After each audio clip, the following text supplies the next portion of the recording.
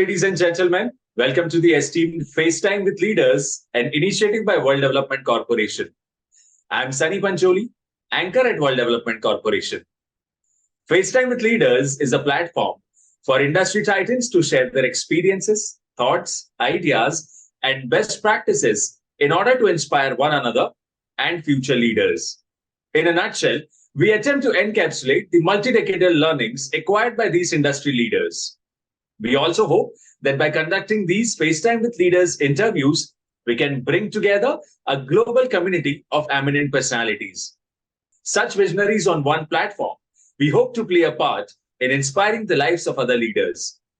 Great learnings from great leaders undoubtedly assist everyone by identifying, nurturing, and using the trade secrets that are proven success formulas for many. And this is what we aim for with these sessions, by making them a gathering of industry stalwarts and a knowledge-sharing community. We have one such industry heavyweight on FaceTime with Leaders with us today, Mr. Krishna Kolur. His professionalism is accomplished in various domains, namely manufacturing operations, strategic global sourcing, procurement and cost reduction, and he has been seasoned over 3 decades. His career journey is characterized by exceptional leadership, exemplary achievements, and a commitment to driving positive change within organizations. He owes his career excellence to his background in mechanical engineering, an M.Tech and an MBA, coupled with a unique blend of technical expertise and business acumen. At present, he is making invaluable contributions to his field as an independent sourcing consultant. Welcome to FaceTime with Leaders. We are thrilled to have you here today. Hi, Sunny. Very good morning. Thank you for this opportunity to be having an interview with you and sharing my experience and my qualifications, my view on ESG and corporate governance. To start with, I will cover my educational background, followed by my industrial experience and my key learnings and what is today's ESG and corporate governance. So I'm a graduate mechanical engineer, passed out in 1986 from University of Mysore. Then I completed my M.Tech in tool engineering, and I also did my MBA from General Bajaj Institute of Management Studies. I have total 35 years plus experience, both in Indian companies as well as foreign multinational companies in these 35 years. Okay, I started my career in 1986 after my graduation, working for a small-scale industry called Concord Tools as a tool designer. So I started as a tool designer, made tool designs with the help of the owner and senior people. Then I got into manufacturing of tools, seeing what I make can be manufactured or not. Learn key learnings. The 2 years was a great learning to start my career. That was the time I thought, there must be some specialized course for learning in a methodical way of tool design and manufacturing. That was the time I came across 2 big institutes in Bangalore. They're called as NTTF and Government Tool Room and Training Center. They had just started 1 year back a post M.Tech in tool engineering for graduate mechanical engineers. And I was very lucky to get into one of the institutes called Government Tool Room and Training Center. So these people, roughly around 500 candidates will apply, and around 16 candidates only they select. I was one among them. And we don't have to pay any fees. They pay stipend, they will teach us, and we also make us to work in these 2 years of M.Tech program. Okay. So this M.Tech program covers basically tool design, tool manufacturing, facing the customer, working with customers, and it's a great experience, I would say. So after these 2 years, we had a campus recruitment from Godrej, TAFE, Siemens. So I was proudly, I can say I was the first person in the campus recruiter to get a job from Godrej, Boys, Mumbai. They came all the way to recruit us, and I was selected, and I was called to Godrej and Boys, Bombay for a final interview, and I got selected. So I started in Godrej, Mumbai as a tool engineer, okay, tool design engineer. Normally in tool, engineering. First, they put us into design. If you are proficient in design, they'll continue to do in design. But if you are very good in people management, working with people, they'll try to put you in shop floor management. So I was within a few months of my tool design experience, they asked me to go to shop floor management, where I was a shop floor manager for almost 6 years, managing manufacturing plastic molds, die casting dies, post-molding fixtures. You know, Godrej has got a central tool room division which caters to tools of all the Godrej products, be it a refrigerator or a washing machine, it can be locks, it can be aerospace. So central tool room will cater to all the business units related to tooling. Okay. So I had a great opportunity to work Mr. Stalwarts like Mr. Jane Godrej, who is the pioneer in refrigerator industry. So I was responsible for almost 80 plus people manufacturing molds and dies. The key contributions in Godrej was mainly uh, how to enhance the capacity utilizing the same resources. So that was a challenge thrown to us. We were making some 6 molds per annum. I increased to 12 molds per annum by outsourcing. Okay. Keeping the key activities inside the company and non-core activities going to vendors. Okay. So there is always a myth that what we do inside is easy, but not with vendors. So I took the challenge that we will develop vendors, maintain the same quality levels of what we want, basically. So that's how the capacity was increased from 5 molds or 6 molds to 12 molds in a span of 5 to 6 years, and with using the same resources. The second important contribution was the key talent recruitment. So many times in tool making, it's not easy to get talent. We have to hire key people in TTF. We have to go every 6 months, recruit 5, 6 people, bring them as internship, train them, and out of 6, 1 or 2 will be retained in the company. That's how we built a talent of pool of people to manage the tooling. So that's another significant contribution. The third is the Godrej was coming up with a cold gold refrigerator at that time in 1990, I would say. There is a famous word called puff, polyurethane foam. They came with a brand called puff insulation. So I was responsible for building the tools for that launch. Then I was contributing to washing machines. Then you had mechanical typewriters. You need very big die casting dies of 800 ton. And building those dies, only Godrej in India had that capacity. Nobody in India had that. So building die casting dies for Godrej typewriter division. Then from we have seen from mechanical typewriter, we moved into electronic typewriters, dot matrix printers before laptops came, actually. That was the phase I saw.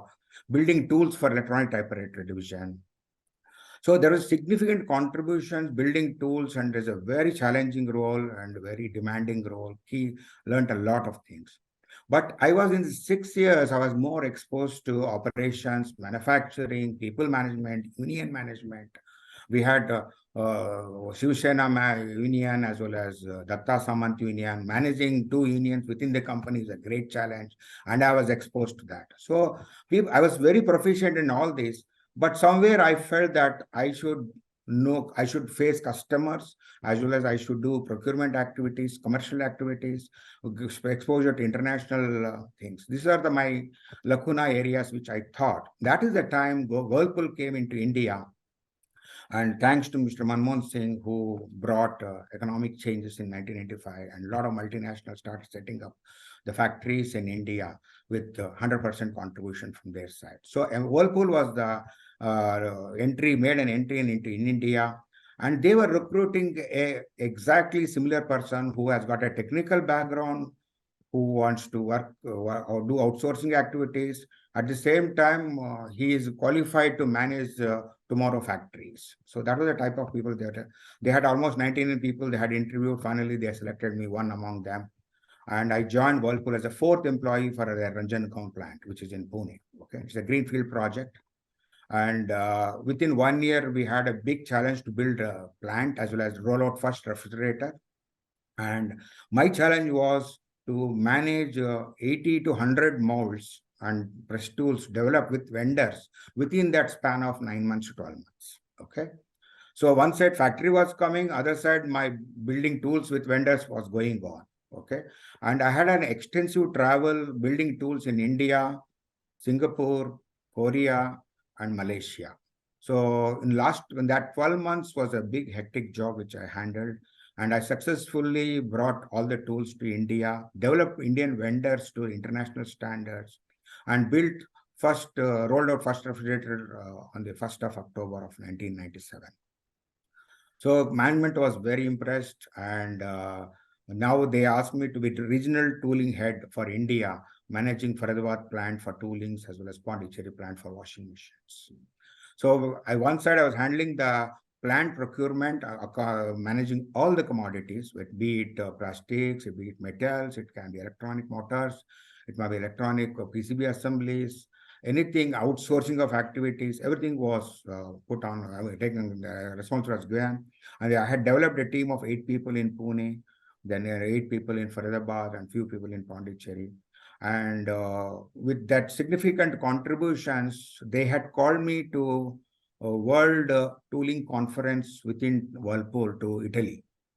And there I had presented best tool development practices book for the Whirlpool. Okay, so if any engineer walks into the organization and he doesn't know much about tooling, if he has followed the practices, the book of how to identify a vendor, how to evaluate a vendor, select a vendor, how to develop a product, how to qualify the product, how to qualify the systems, and bring the product to the country. So that the development of best practices was presented by me, and it was well appreciated. And it is used as a document even today by many, many people in the tooling industry. That was a significant contribution in Whirlpool. And I spent good 6 years in Whirlpool, traveling across the globe, USA, Europe, Italy, Switzerland, Australia, New Zealand, on Korea, Singapore.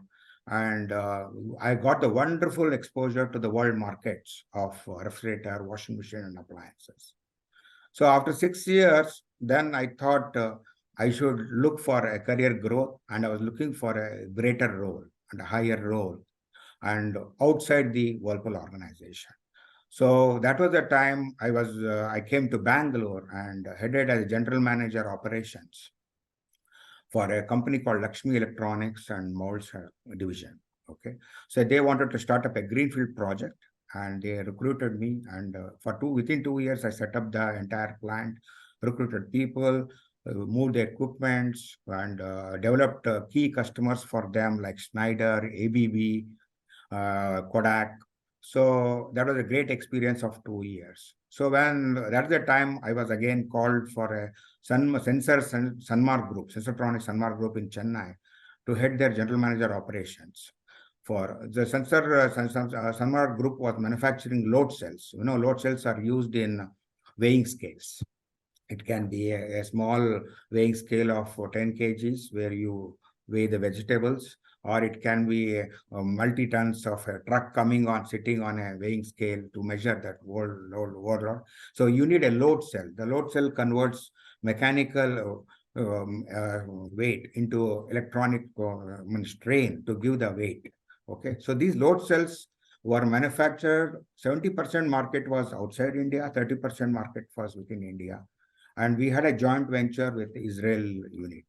So working with Israel was a great experience for me at that time, because Israel are the best people in the world to work, be it technology, be it systems, be it ethics.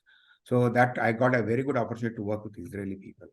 So, but during this time, there was a call coming from my last company called Tyco Electronics. Now it's called TE Connectivity. TE Connectivity was a global company. It's a global company with $16 billion turnover right now, and having 150 countries selling the product and 100 countries manufacturing locations as of now. So in India, we had 6 plants, and I was recruited as an international purchasing head for India. So the job is what? Because in 2004 and 5, there was a big demand for products from India. Okay, why this demand is because low cost. Okay, so wherever we have units across the globe in TE, they had saturated because the costs were not coming down. So they had to look for India and China markets. So every unit in TE, they used to look for India for sourcing. So I was the international purchasing head with 15 people in India, with handling various commodities. It may be plastics, it may be metal, it may be box build, everything. So my job is to give low-cost country solutions to our high-cost country business units at a component level, or it may be a manufacturing box build level, or it may be a transferring a line from USA and Europe markets to Indian vendors. That was my role. So this went on for last 18 years of my Whirlpool. And I had from 0 million exports, I moved to my almost 100 million exports were happening as of today from Indian vendors. Okay, all these vendors are based in south of India, like Bangalore, Chennai, and Coimbatore. We have a big supplier base in Pune, Bombay, and complete Gujarat belt up, starting from Vapi to Jamnagar, and we have a supplier belt in Kolkata side where the aluminum and steel and labor is very cheap, and little bit from Delhi, North India. So now today I'm a proficient man. I can say that complete India supplier base, I'm aware of it, and what commodities should be stored from which area, and what solutions we can give it to our foreign customers. So this 18 years, the significant contributions were in developing suppliers for plastic parts, sheet metal fabrications, machining, wiring harnesses, works build, line transfer, everything was done in this 18 years. So I was one of the key persons for Whirlpool in India for sourcing, and later I was sourcing for India plants also. We are bringing synergy of vendors both for Indian plants as well as exports, bringing volumes, and it helps in bringing the negotiations also. I think this was the last 18 years which I did a fantastic journey in TE connectivity. And the most difficult part was the post-COVID. So 1920 was the COVID hit in a big way for all over the world. And we had a huge supply chain issues. So I was sitting in India managing all the suppliers' supply chain, and getting containers from abroad was a big challenge because due to COVID, there was a huge shortage of drivers in Europe. And containers were there, but containers were not coming to India. If the containers were not coming to India, we cannot export it. So we had a big challenge of supply chain between 2020 to 21, I would say, 2 years, I would say. So that was major operations I was doing. And during this period, I was responsible for our joint venture companies called Rekem RPG, which is in Bombay and Halol, for their sourcing activities. We have a joint venture called CIA Guardian in Cochin. So I was responsible for those sourcing activities. And we had some 6-7 plants in India covering the major industries. As a TE, we catered to the connector manufacturing to various industries like transportation solutions, energy solutions. It can be aerospace, it can be industrial, it can be medical. So all the industries, we have to give connectors. So I had a very big exposure for all these industries because each industry has got its own, automotive has its own demand. Automotive is high volume, very low cost. Medical is low volume, high cost. So this is different mix of products. I had to got an opportunity to do this. So this is a big stint of 18 years I did. And that is the time I thought that I come out of TE and start my own sourcing consultancy. In the last year, last April, I started my own sourcing consultancy and working as a international sourcing consultant for many companies in Europe, USA, Australia, and also supporting business units in India to develop their market share, educating Indian vendors for exports markets, and bringing a bridge between the foreign customers and Indian vendors, and how to make a good product, how to attend to foreign customers. That is my entire 18 years plus what I'm doing right now. So this is my entire career of 35 years, I would say. So Krishna, thank you for the excellent start to this interview. And I must say your career journey is truly inspiring. Thank you. So continuing our conversation, Mr. Krishna, You have made numerous professional contributions throughout your career. Which of them is the most remarkable one according to you? So I said in my second best job was Whirlpool. Why it is remarkable is I was a young engineer of 31 with a huge responsibility like a general manager. Okay. Whirlpool, like any USA company for that matter, they care your caliber. They don't take out, they value your experience. So they gave me a huge responsibility for me to manage the procurement. Okay. So where selection of vendors, taking independent decisions, meeting the deadlines, meeting the international norms, I would say that's the most critical thing. For example, Whirlpool wanted to import all the 80 molds from countries like Singapore and Korea. I said, not required. So I said, 45 tools we can easily make in India, and only the 45 we can make it from outside. So that is a challenge. I took it and proved them that in India also we can make good tools at a very low cost. So in the first project only, I saved almost $2 million for the company. Okay. That is a significant contribution, I would say. Then once we rolled out the refrigerator, then we were importing plastic raw materials from Germany. Okay. But I said, these plastic raw materials are available in India. It's only we have to approve and make it happen. So I worked with key companies like Supreme Industries and LG Polymers.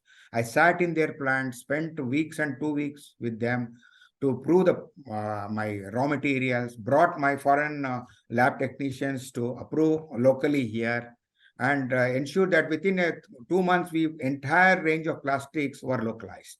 So that gave another $2 million savings for us. So, and the Whirlpool was giving importance for this kind of localization. So localization helped in developing local vendors for tomorrow, I would say.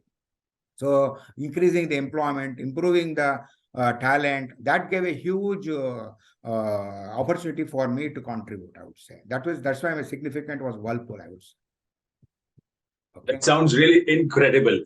So building on to that, our viewers are eager to know, you have been honored with several accolades. Yes. So which of them do you cherish the most and why? It's very difficult to pick up these accolades, which in every stage there are different accolades. But since you asked me this question, I would say the best global sourcing award in TE connectivity, what I received. Why I should elaborate a little bit more on this is because we have a company in Swindon, UK, and we were making a product called fusion boxes, electrical fusion boxes for the UK market and Middle East. So what happened, this brand is called Dorman Smith, and this brand was very good and had a very good market share, but the profitability was negative. And that is the time management thought that we should sell this brand, okay, because we are not making profits. That is the time 2 gentlemen came from UK, and they sat with me. I said, this is our challenge. I said, keep the brand for you, keep the market share with you, and what is your problem is cost savings. I'll bring the cost savings for you with international quality. So I showcased 5 suppliers in India. They had already seen China suppliers, and they came to India. I showcased 5 suppliers for them, and we shortlisted 2 suppliers. And we developed the product within 5 months with 1,500 varieties. And eventually, within 4 months, they closed the Swindon plant and moved the entire product range to vendors in Bangalore. Believe it or not, the cost savings was 38%. Okay. So management was very happy. We were supposed to close this brand, and we got a cost out of 40%, and where we can pass on certain percentage to customers, and we can still enjoy the profit and maintain the brand. Even today, after 20 years, the brand is still there, and we are selling from India to markets of UK and Middle East. And now my suppliers are supplying 2 40-foot containers every month from India. So that is a significant achievement. And management thought that this is called best global sourcing. So there are 84 applications went from across the TE units of global, USA, Europe, Australia, New Zealand, Japan, Korea, and they selected 5 best projects, and my project won among the best, and they shortlisted and they announced. And surprisingly, this was I heard TE was 10 years in before I joined, and that was our TE was the first India I received the first time this award. Okay, and they called me to USA for receiving this award. This is a big function they do in Miami with the 3-day function like Oscars, and they they asked us to present this project in front of 84 to 100 vice president and presidents, and I was asked to present this project. And later on, like similar to Oscars, they give this award to us, the spotlight focusing, calling the people and explaining about introduction about the people and what about the project. So it was a huge accomplishment, I would say, huge accolade for me. Even today, I cherish that. Even everybody recognizes me wherever I go in TE world that, oh, you are the Krishna Kolur. That's how they recognize me. And I would say that is one of the best accolades which I had received. Exceptional, truly exceptional. Mr. Krishna, now that we have discussed your career journey, your professional pursuits, roles and responsibilities, and your achievements, let's move on to the subject of corporate governance and ESG. So here is my question to you, and a very obvious one. How did you realize your potential in ESG and corporate governance? Yeah, very good question. Believe it or not, I was responsible for corporate social responsibility 10 years back. Okay. So you know that TE is a worldwide company, and we had to ensure that whatever we do in India is as per international standards, whether it is environment or it may be social or it may be corporate governance. And we should ensure that TE brand is not lost because of one small mistake in India. Okay. So though we can do very well these things in our own manufacturing plant because everything is under our control, but when we are doing with vendors, we have to put a lot of efforts with vendors. When you are working with vendors, we should ensure that there is no child labor. Okay, we are meeting international norms on pollutions or these emissions. Okay, and we should ensure that the investment of what we are doing is environmental friendly for next 5 to 10 years. So all these responsibilities were given to me when we are working with vendors. So I was used to this corporate social responsibility, and in the last 10 years, and I was implementing with local vendors and also sending reports to my global. So in global also, if you look at my annual report, we have a column called localization. That means we have, let us say, we spend $1 billion buying. In that 1 billion, we buy 500 million locally. That means local to local. We want to develop the suppliers locally, buy locally, manufacture locally, and export it. So that we increase the employment, we increase the social conditions, and the long-term relationship with the vendors. So this was the practice which we are following. So since I came out of TE, then that is the time one of my friend in France was doing the ESG course. Okay, he mentioned, then immediately my wife had seen this independent director's ad and she told me this is what he wanted to do. So immediately when I saw within, I enrolled into this ESG and corporate governance course. I said, this is the best course which I have and I can contribute. That's how I entered into this area. Absolutely. So before we conclude our discussion on this particular subject, I would like to quickly ask you, as an ESG and corporate governance expert, what values do you bring to the table? Yeah, I would say there are 4 to 5 values which we can bring. So with ESG and corporate governance, and educating people and bringing more awareness, we can easily tell people that we can bring top line growth for the company. How top line? Definitely, when you are meeting international standards, your turnovers will be better, your share price will be better, your market capitals are good. So top line growth is very obvious when we follow ESG and corporate governance. The second is, I would say, cost reductions. A lot of people think that we have to invest money on this, but actually you save money. Why? How you save money is reduce your waste, then reduce your penalties, you will say, for if you are not meeting the international standards. I think cost reductions can happen in many ways by going through the ESG and corporate governance. That's the value we can bring in. The third one is, I would say, productivity uplift. See, when you are following these ESG and corporate governance, I'm sure that all the employees in the company are highly motivated, okay, to work. And you are, because of we create a brand value, and people are motivated. And also it is very easy to attract talent, I would say. A lot of people wants to work for this brand. So that's how we improve the productivity. Then legal compliance, and I would say, if you are legally compliant, and the government will start inviting and looking at you as a partner in their social responsibilities. So they invite you for the projects, they award the projects. That's how we have growth with when there is a legal compliances are there. I would say last and but not least is the value or the investment optimization. Many times we invest equipments or plant, but unfortunately what happens, we do a short-term goals, cost reduction, but this one helps in long-term vision, long-term emission norms, long-term vision of the company. And when we invest it, you don't have to worry about the environmental issues. So we educate people. This is how we can asset optimization can be done. I've seen many companies investing in a short term. Within 3 years, they have to change the equipment and a lot of losses. So I would say these are the 5 values we can bring with corporate governance and ESG. And I feel that I can contribute more into this with my background as well as my international exposure. Mr. Krishna, thank you for sharing such insights into different subjects. So this brings us to the last question of the session, and here it is. We are building a community of industry magnates. The move is meant for cross-pollination of knowledge and building a knowledge-sharing community of corporate giants and industry experts. So what are your thoughts about these initiatives taken by Mr. Zishan Pathan, Mr. Heval Mehta, and the whole team of World Development Corporation? Yeah, as I said, this is a very good initiative by Jishan and Heval Mehta.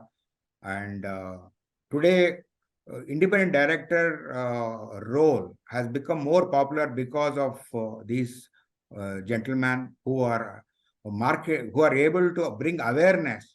What is an independent director role in the companies? What we should do as independent director, and how we can help corporate governance. And this is the awareness we are bringing in. And by just bringing awareness is not efficient. They are also telling us how to do this course, what is the methodology, what are the type of mock tests, and what are the case studies we have. So we are bringing a complete awareness, and so that we are a qualified independent director and we can bring more value. For today, if you ask me, all these days, I was doing out of my experience. But today, I am doing a methodical way, because I have learned in a methodical way how we should do and what is our role as an independent director. So that way, there's a significant contribution from World Development Council, Mr. Jishan Mehta and Heval Mehta, and I'm very thankful to them for bringing this course to India, as well as helping people like us who have rich experience but not exposed. Like this, like me, there are many people who can get the benefit out of it. Great, Mr. Krishna. It was fantastic conversing with you, and I'm confident that your insights will inspire future leaders. Thank you for joining us today. We wish you the best for your future endeavors. Moreover, trust that this initiative by Directors Institute has unquestionably expanded the participants' understanding and enriched their minds.